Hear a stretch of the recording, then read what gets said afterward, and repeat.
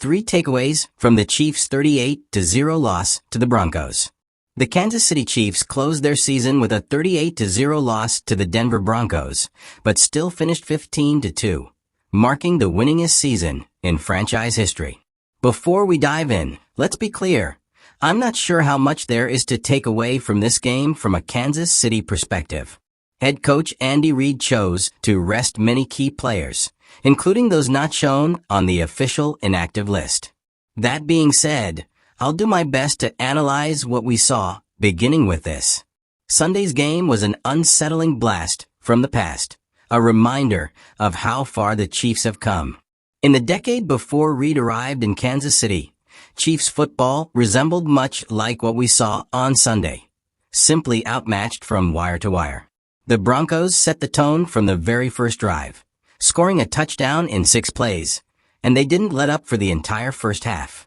All 4 of Denver's drives in the first half ended with points, and they went into the locker room up 24-0, only adding to it in the second half.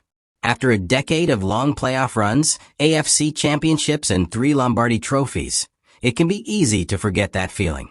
Sunday served as a stark flashback to what was, and a good reminder for Chiefs fans to remember how damn much fun it is to watch this team succeed.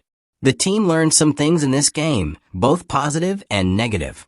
There were some players who participated in Week 18 that could reasonably contribute in the playoffs.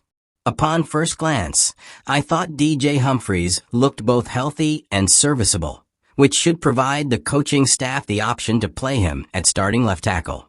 That would allow the team to return Joe Thuney to his native position at left guard, should they so choose to make that lineup adjustment.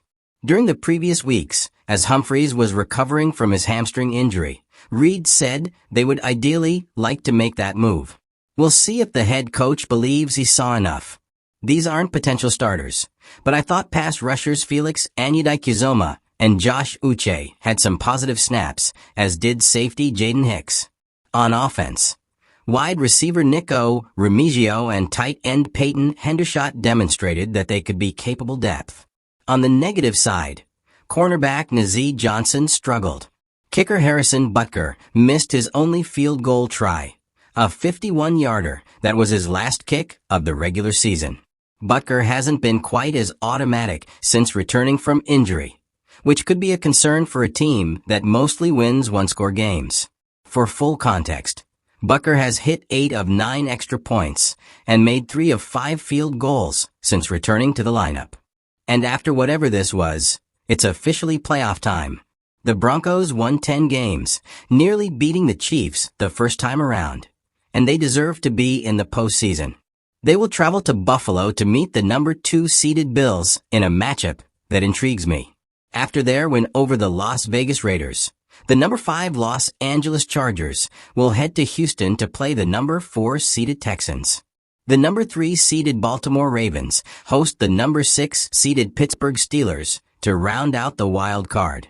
The number 1 seeded Chiefs will enjoy another weekend of rest, awaiting the lowest remaining seed to emerge for the divisional round.